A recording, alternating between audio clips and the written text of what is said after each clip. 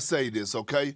When I look at the Russell Westbrook situation, all right, I applaud Russell Westbrook because if I knew that the organization that I'm signed to right now is trying to actively trade me for Kyrie Irving, there's no way in hell that I'm even around any one of them. Now, here's the thing. Russ actually wants out because he know that the Lakers want Kyrie Irving, and we all know that the Lakers want Russ out and that they want Kyrie Irving. And I said this last week that they have to be very, very careful that if they don't get Kyrie Irving, how are they going to get Russell Westbrook to buy back in and to get the best version of himself after what he displayed and how the fans reacted and what he went through last year while playing for the Lakers? Well, Windy, it's pretty easy, right? They've said they want him to be a screener and a corner three shooter, which neither of which are a part of his skill set, right? So, Windy, is this what's going to happen here, right? I mean, the world has already traded Westbrook for Kyrie, right? The Twitter has moved past that. But is it actually going to happen? You know, what I have to say about this game is that I don't know what was going through Russ and LeBron's head. I'm not going to try, but I know that every Laker who was in the building, you saw the video of Darvin Ham and Rob Pelinka coming over. Every other Laker in the building came over to say hello to LeBron because that's what you do when he's in the building. Even Leon Rose, the president of the Knicks, who LeBron fired as his agent a decade ago, came over to say hello. And his teammate, and if you remember a year ago, everything LeBron and Westbrook did, they were like absolutely arm in arm throughout the entire lead up to the season. So there's no doubt that you can see the erosion of their relationship here. We know that Westbrook at the end of the season talked about how he felt LeBron and Anthony Davis gave lip service and letting him play his game. We also know that, of course, LeBron wants the roster upgraded to include Kyrie Irving, and that means Russell Westbrook. This is all on the table, and you're seeing the chill that is in the air right now in July before we get even to training camp in September. The challenge of this situation is that Russell Westbrook has no market and Kyrie Irving has no market, and the trade for each other doesn't make either team happy, and so we're going to sit here and watch this play out. I wanted to get RC and Dominique in on this because it's just endlessly fascinating in so many different ways. And RC, as one who has basically committed The Last Dance to memory, as I know you have, you understand the way championships in the NBA work, and this doesn't feel like it. What do you think of this whole thing? Well, first off, guys, I would be more concerned if LeBron James and Mrs. Savannah James were at a game and didn't talk to each other and didn't sit together, because that's how, guys, that's how we're acting right now. Listen, you can read whatever you want to enter their interaction, but the truth is the truth. Russell Westbrook did not play well there last year. Russell Westbrook did not fit with what LeBron James wanted to do. But I thought, at least in my estimation, in my small basketball mind, I thought we knew that before the season. I thought we knew that when the trade was made from the Washington Wizards. And now when it doesn't work, everybody wants to be mad. We want to change relationships. We want to sit in different places. No, we know that the Lakers have to improve this roster, and part of that improvement in LeBron James's mind is getting Kyrie Irving. Anybody who's known anything about Russell Westbrook knows that's not going to sit well with him, knows he don't play game, knows that he doesn't fake. So why am I going to fake a kiki, a hee-hee, and shoo-shoo all in your face when I know what you want? And that's what Russell Westbrook is doing. I respect it. Nick, go ahead. No, I mean, first, I don't. Go ahead. Big Perk, go ahead. You're raising your hand. I should call on you. Go ahead. Yeah. First of all, I demand that the producer stop showing that shot that hits the side of the backboard. That's just rude. Like, he hit the side of the backboard one time. Y'all keep showing that nonsense like it's representative of Russell as a player. One time? That's not fair. And, okay, a couple times, but not enough times to keep showing it like it's representative. But I do think that I understand RC saying like a small basketball mind, but this story is no longer about basketball to me because it's about ego. And we all understand how big these guys' egos are, and they deserve it. They deserve having these huge egos. He's a former MVP. So the idea of trying to get everyone to coexist after going through the season that they have in the offseason, like if I'm Russ too, I'm thinking I'm a damn MVP. I'm not going to go walk over and kiss the ring of LeBron James, who is actively, at least presumably, actively trying to get me moved. So yeah, that makes sense. What they're going to do when the season comes around, I don't know if it matters, because if they're all happy and playing as well as they possibly can, it's still not a championship. You have your pulse on the Lakers up to the minute. Woj reported earlier on our show that a third team, a team like the Spurs, right, they could get involved as a third team in order to help facilitate getting Kyrie Irving to Los Angeles and moving Russell Westbrook out. But how do you see the Lakers being able to legitimately reunite Kyrie and LeBron here? Yeah, Malika, Adrian described it so well that the Lakers do have the type of package that should be able to acquire Kyrie Irving, especially the signal is out the league that Kyrie would like to be in LA beyond next season. So any other team that was to try to deal for him would be getting a rental player, and quite frankly, a rental player with some warts who has really been unreliable the last several seasons. Now, the question is Brooklyn actually have no interest in bringing on Russell Westbrook, or is this Brooklyn's positioning in order to try to get the Lakers to offer up more? Right. Because this could come down to the Lakers kind of bidding against themselves, because it's known that Kyrie wants to be in LA. And so that's going to be the interesting part here. Great reporting from Adrian Wojnarowski, positing that the Spurs could be that third team, because quite frankly, the Spurs, have we seen them not tendering an offer to Lonnie Walker and trading DeJounte Murray, they are not in win-now mode, and they're going to need some inning eaters, and Russell Westbrook can certainly be that for them. Okay, so Kendrick, since you're ready now to talk about the Lakers, I'm so glad you decided to join us for this one. What do you make of what we just heard from Dave?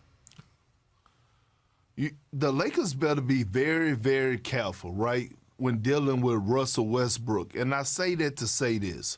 I understand that they want Kyrie Irving, and rightfully so. I do agree that Kyrie Irving moves the needle. But when you talk about Russell Westbrook, we're talking about a guy that didn't have a great season last year, a guy that was being booed, a guy that didn't fit in well, had one of the worst seasons in his career, and he still had some great numbers for as your average NBA player. But if you're talking about, involving Russell Westbrook in the trade, and you talk about getting Kyrie Irving, just say it don't happen. Now you have to bring Russell Westbrook back in.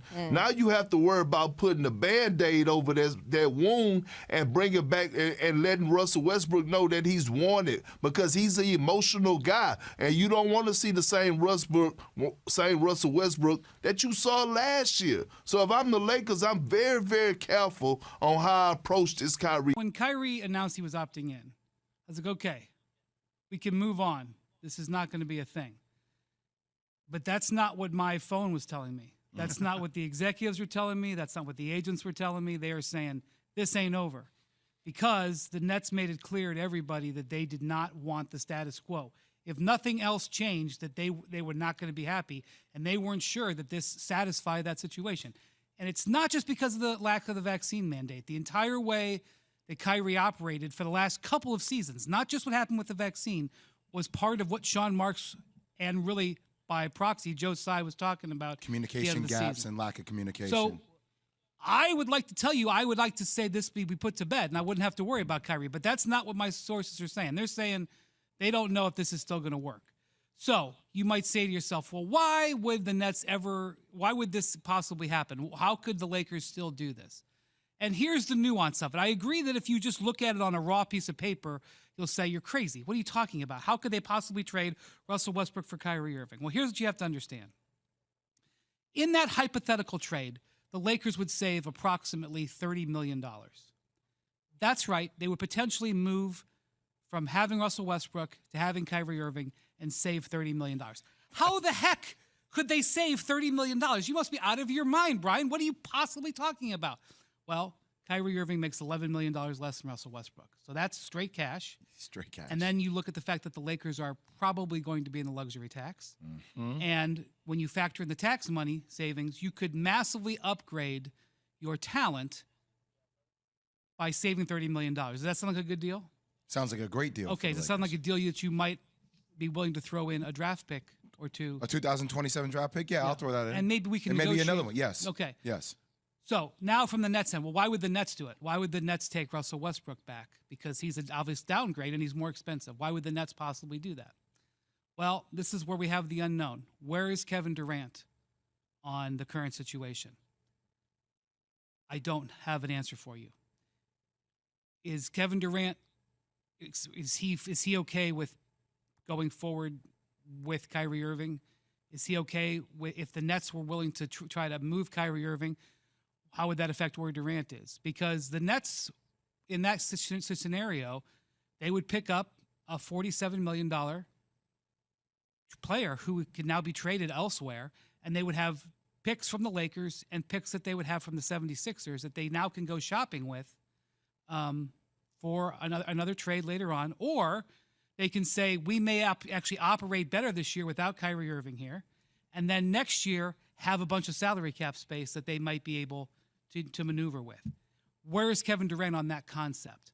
I don't know. So I'm not sitting here saying that I think any of that's going to happen, but I got people who are very high-ranking officials in this league saying this is something that the Nets could still be looking at, and that's all I was pointing out. So I just want to jump on this for 1 second. So, Wendy, my only thing is I get that the business side of it makes sense. I understand that. And you bring up the point about where is Kevin Durant on this.